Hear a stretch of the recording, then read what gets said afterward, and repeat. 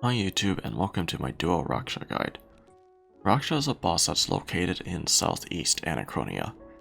It has two options. There's a solo option, which I already have a guide on, link in the description down below, and Duo. Duo is actually a great way to get your first kills at Raksha, because you can have a much more experienced player help you get your first kill at the boss and learn the mechanics. There are two roles for Raksha. There is the base tank role and the DPS role. The more experienced players should definitely go to the base tank role because they're going to take more damage and they're going to need to deal with a larger amount of the mechanics. The DPS role is probably best for the person learning the boss because the person learning the boss will have less to worry about throughout the fight. Here are the requirements actually for both roles. You need to complete the Raksha mini quest or else you will not have access to the fight, and then tier 90 plus combat stats, tier 85 plus ranged gear, a shield, and then 96 or better herblore. Duo Raksha is actually quite similar difficulty to solo Raksha on average. It is significantly harder for the base tank role, however it's actually significantly easier for the DPS role. There's also going to be twice as much health on each phase to account for 2 players being in the instance instead of 1, and then the drops are actually exactly the same for surviving players as for solo drops. The base tank role is actually somewhat harder than doing a solo kill, so it's important that you already know how to solo the boss or have a very good idea, because otherwise this will be very, very difficult. The inventories and loadouts are actually going to be very similar between the two roles. Here's an example inventory. The most important parts are the overloads, the shield, the prayer potions, the food, and the Sardoma brews, because that's what you need to actually get the kill. The ring of vigor, the luck of the dwarves, the Saren Godbow, and the adrenaline potion are some of the things that you can use to help increase the speed of your kills, however. Here is an example loadout. So, the most important parts are the ranged armor, the ring of death, the ranged weapon, we're using an eldritch crossbow in this case, and the ammunition. You can use any cape, any amulet, and then really anything else that you put on your character as needed. In this case we're using nightmare gauntlets, bleeding boots, a kiln cape, and an essence of finality amulet, which is pretty good armor and weapons and other gear to use here, but you can use worse than this. Here's the list of the mechanics that your characters will face throughout the fight at Raksha. There's the auto attacks of all 3 styles, tail swipe or charge, the shadow bombs, the shadow bomb barrage, shadow pulls, the shadow explosions, and the shadow energy attacks. Raksha's able to attack in all 3 styles, magic, ranged, and melee. You'll need to be able to prayer switch between all 3 of these, especially if you're going to be the base tank for this boss. For the auto attacks, Raksha will do between 2 and 5,000 unprotected to your character. However, if you pray against the auto attack correctly, Raksha will actually do between 800 and 1,500 per hit. For the magic attack, Raksha is going to lean up and then lean down and then shoot a purple orb at your character. You're going to need to switch to magic before the purple orb hits your character. For the ranged attack, Raksha is going to lean up and then lean down and then shoot spikes from his tail towards your character. You're going to need to pray ranged before those spikes from the tail hit your character. For the melee auto attack, Raksha is going to lean up and then lean down and immediately hit your character. It's very difficult to pray switch to melee to defend against this, so after each ranged or magic auto attack, I highly recommend switching to melee to defend against the melee auto attack. Raksha will not melee your character if your character is out of melee distance or if Raksha had just done a melee auto attack before. When Raksha is meleeing the base tank, if you are the DPS, you will not have to worry about this auto attack unless your character is also in melee distance, so your character can actually pray soul split if you would like at this time. The tail swipe and the charge attack is actually the most important mechanic to learn how to deal with. If your character does not deal with the mechanic correctly, it will do between 4 and 8,000 damage to your character, but if his enrage gets higher than that, he can do easily above 9,000 damage. In addition, if you get hit by the mechanic, your character will also be briefly stunned for about 2 seconds, as well as be injured and unable to use prayers for another 3-ish seconds. Be very careful when you get hit by this mechanic, because it may result in your character's death if you're not careful. The tail swipe or charge attack is actually a little bit different in duo mode. The tail swipe or charge is actually focused on the base tank, so if the base tank is within halberd range, Raksha is going to choose to tail swipe your character, and if the base tank is out of halberd range, Raksha is going to choose to charge the base tank. When Raksha is tail swiping, the base tank will have to move back or escape back in order to avoid getting hit by it. However, the DPS person may have to do this as well if they're within range, but often they should be outside of the attack range of this attack already, so they can just continue attacking the boss. For the charge, the base tank will have to move out of the way to avoid getting hit by the charge. However, the DPS role will almost never actually have to worry about this attack unless he happens to be inside the range of the charging attack. For the Shadow Bomb attack, both characters will have to freedom or anticipate before the Shadow Bomb attack happens, and then move out of the way in order to avoid getting hit by the Shadow Bomb. There's only going to be one Shadow Bomb each character, so they just have to move about 4 squares away from where they were before, and not accidentally walk into the other person's Shadow Bomb. For the Shadow Bomb barrage attack, only the base tank will have to worry about this mechanic. You'll have to freedom and then move out of the way and continue moving until all the Shadow Bombs have been placed. When there's 0% to 25%, Raksha is only going to spawn 3 Shadow Bombs. However, from 25% to 50%, Raksha spawns 4. From 50% to 75%, Raksha spawns 5, and from 75% to 100%, Raksha spawns 6 Shadow Bombs. So make sure you pay close attention to the amount of enrage that Raksha has from the Shadow Bombs in order to not get destroyed by that mechanic. The base tank should also be careful not to place any Shadow Bombs onto where the DPS is in order to avoid accidentally killing the DPS person.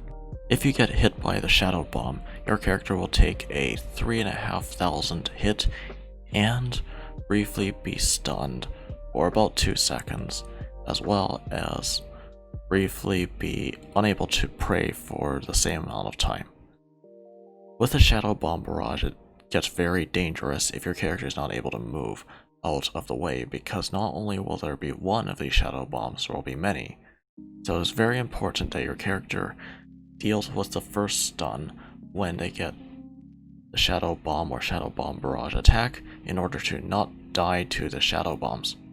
If your character walks back into smoke produced by a Shadow Bomb, your character will take about 2,000 damage a tick. The Shadow Pools attack is actually the most complex mechanic Raksha has. He spawns Shadow Pools, roughly 6 of them every tail swipe, and roughly 12 of them every start of Phase 2 and Phase 3. At each Shadow Explosion, or every spec on P3, Raksha is going to absorb all the Shadow Pools. Raksha will absorb between 2 and 3% for each Shadow Pool he gets, and that will add to the amount of damage that Raksha will end up doing. The Shadow Pools only spawn in 4 areas marked here. You're going to want to use Corruption Shot if you can destroy just one group of Shadow Pools. However, you can also use abilities like Ricochet or Bombardment to clear whole groups of Shadow Pools. If your character has chins, that's also going to be helpful, or if your character is able to do the bladed dive with the Scythe method using Laceration Boots, then that also will work very efficiently, and you will only need one person to do that. per fight. If your character stands on top of a shadow pool, it will actually take about 1,500 damage a tick, although it's very, very rare that your character actually ends up on a shadow pool. So don't worry too much if your character ends up on a shadow pool for a brief moment. For the Shadow Explosions attack, Raksha will walk towards the middle of the arena, face towards the west, and then make 5 explosions. Just before Raksha makes the explosion, Raksha will go and absorb all of the shadow pools on the field at the time and increases in rage by 2 to 3% per pool. Each explosion will do about 5,000 magic damage if you're not praying against it. Through prayer, it does about 2,000-ish damage to your character. However, using devotion will reduce the damage that you take from these explosions to 1 each. You can use devotion and then kill some of the pools if there are some left over on the field in order to extend devotion to last throughout the whole mechanic. With the 5 explosions, your character should probably pray magic and devotion. However, if you want, you can resonance the 5th one for a roughly up to 5,000 heal. When Raksha gets into the Shadow Explosions attack, Raksha will stop being damageable once the explosions start happening. Also, if Raksha gets to a phase transitioning health amount, Raksha will finish the Shadow Explosions attack and then move on to the next phase. For the Shadow Energy attack, Raksha is going to stop attacking her character and spawn a bunch of orbs based on how much enrage Raksha actually has. He's going to spawn 2 orbs if there is less than 25% enrage from the pools. If there's between 25 and 50% enrage, Raksha is going to spawn 3 of these orbs. If there's between 50 and 75% enrage, Raksha is going to spawn 4. If it's between 75 and 100%, Raksha is going to spawn 5 orbs. Each orb does 500 damage to your character per tick each, so be sure to click out of these quickly. Any orbs that are not cleared within a certain period of time will do a final 2,500 hit, and then your character will be freed. Throughout this part of the fight, your character will be able to attack Raksha, but will not be able to move until either you clear all the orbs or all the orbs do the 2,500 hit to your character. For the Rockfall attack, both characters should move around a lot and stay separate from each other. The rocks are going to land fairly frequently, and it's very hard to predict when they're going to hit your character, but your character is less likely to get hit if your character continues to move in a roughly straight line. Rocks will do about 3,000 damage, but sometimes multiple rocks can hit your character in the same tick. Heat up if you get hit by a rock, but keep running, and if you can, attack the boss. Or you can kill the pools, but don't prioritize doing that. Prioritize not getting hit by too many of the rocks. Well, now that we've covered all the mechanics, let's actually get started with the fight. In order to start an instance, you need to enter the security gate, and it's going to pop up this instance system window. You're going to need to make sure that there are 2 maximum players in the fight in order to allow a second person in, and also make sure that the minimum combat level is not too high in order to prevent your duo partner from coming in. Once you're happy with those settings, hit start. Once you hit start, your character will be inside the instance. Do not start the fight until you see your duo partner in the kill, or else you're going to be doing a solo kill. If your duo partner has made the instance, then you can go up to the gate, and once your duo partner has made the instance, you can open the instance system and click join, and then type in the name of your duo partner in the box here, and then join in on him. Assuming you're able to get in, you'll then be able to fight the boss with your duo partner. On phase 1, Raksha is going to do 4 auto attacks, followed by tail swipe or charge, followed by 4 auto attacks, shadow bomb attack, 4 auto attacks again, tail swipe or charge again, 4 more auto attacks, the shadow bomb attack, 4 auto attacks, and then the shadow explosions attack, and then you'll repeat until you get Raksha to 1,200,000 HP. For this phase, the base tank should stay in melee distance and mainly worry about prayer switching, although he should step out of halberd range to avoid getting hit by the tail swipe attack and freedom and deal with the shadow bomb attack as usual. For the DPS roll though, all you need to do is prayer switch between range and magic because you should not be close enough to take melee hits, and should freedom and deal with the shadow bomb attack when that comes. Other than that, it should be a fairly easy phase. If the shadow explosion attack is coming soon, then the DPS and the base tank should quickly use corruption shot to clear one of the sets of pulls each, and then use ricochet and or other abilities in order to clear the rest of the shadow pulls before the shadow explosion attack happens.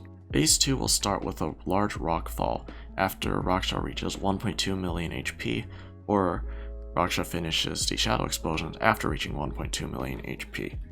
Phase 2 starts with 4 auto attacks, followed by the tail swipe or charge attack, 4 auto attacks, the shadow bomb barrage attack, another 4 auto attacks, the tail swipe or charge attack, and then 4 auto attacks, and then the shadow explosions attack, and then finally another 4 auto attacks. On phase 2, the base tank should mainly stay in melee distance and deal with the mechanics as usual. The DPS role should again stay out of melee distance, farther back, and again deal with the mechanics as usual. With the Shadow Bomb Barrage attack, the base tank should move as necessary in order to avoid getting back into any Shadow Bomb smoke and to avoid getting hit by any new Shadow Bombs. The DPS role should also avoid getting hit by any Shadow Bombs and avoid any smoke that has been placed by any Shadow Bombs. When the second tail swipe happens, if Raksha is not about to hit 800,000 health, the DPS and the base tank should quickly go and clear all of the pulls on the field before Raksha gets into the Shadow Explosions attack and absorbs them. Again, with the Shadow Explosions attack, both players should pray Mage and Devotion, and then Resonance the final hit of the Shadow Explosions attack. Phase 3 starts after Raksha hits 800,000 health, or once Raksha finishes the Shadow Explosions attack after hitting 800,000 health. Again, Raksha's going to start the phase by stomping around and dropping a lot of rocks from the ground, but your characters should try to avoid to the best of their ability and eat up if they get hit by some. And then Raksha is going to do 4 auto attacks followed by the Shadow Energy attack, another 4 auto attacks, the Shadow Bomb Barrage attack, another 4 auto attacks, and then the Tail Swipe attack. Raksha will absorb the Shadow Pulls every single special attack, so it's important to clear the Shadow Pulls as frequent as possible throughout the phase. The Shadow Pulls spawn after each Tail Swipe again, so if you kill all the Shadow Pulls at the start of phase 3 and then only kill them after the Tail Swipe, then you too should be alright.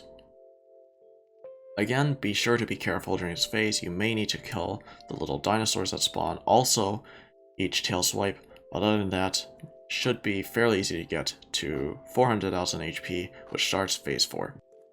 At 500,000 health, both the DPS and the base tank can quickly force Raksha into the last phase by just damaging Raksha and ignoring the pulls.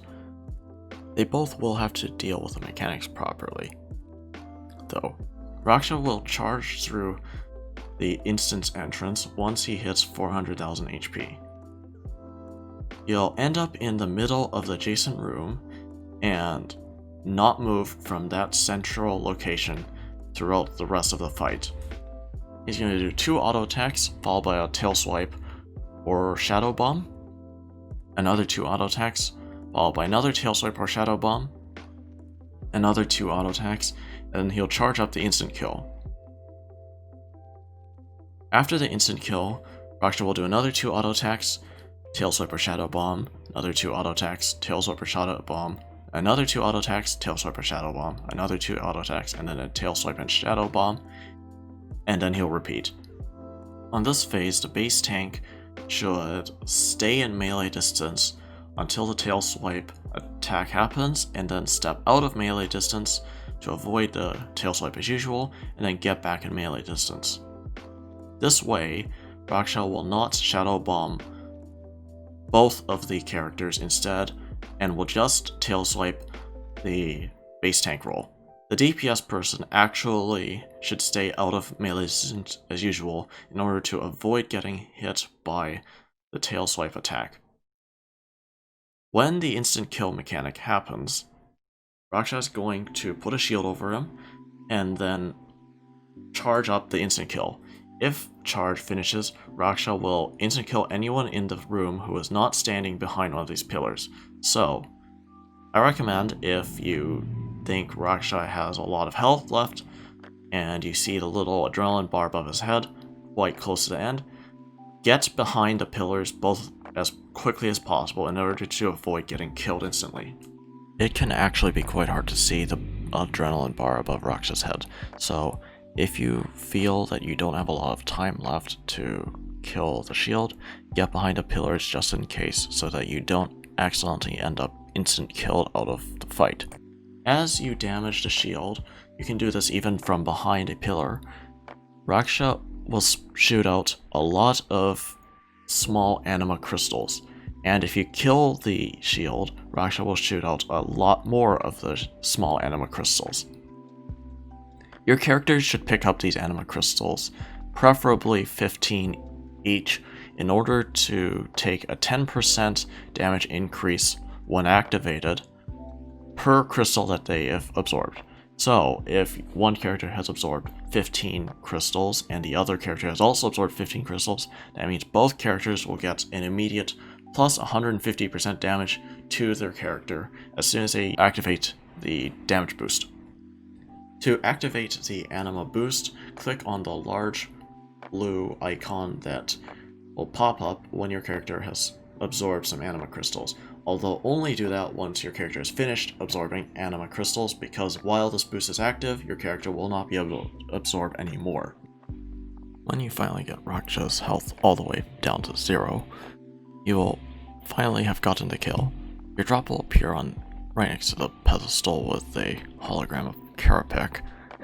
You can pick it up there. If only one person actually survives the kill, then only that person who survives the kill will actually get a drop. Here's a list of the drops you can get. The most valuable one actually is still the Greater Ricochet ability codex, which is actually worth almost 1 billion gold now. Though there are also 3 kinds of boots: the Laceration, the Fleeting, and the Blast Diffusion boots, the Shadow Spike, the Greater Chain ability codex, the Divert ability codex, and finally, there is the pet called the Broken Shackle. I hope you enjoyed the video. Dueling Raksha is actually a nice and fun way to fight Raksha, especially to get someone their first kill, or if you and another person have done a lot of solos and want to try dueling for the first time. I hope you enjoyed the video, and be sure to leave a like on the video, comment down below, and subscribe to the channel. Thank you. Special thanks to That Nerd Germ. I'll put his channel in the link in the description down below, for being my duo partner throughout these 2 kills that you see in the guide.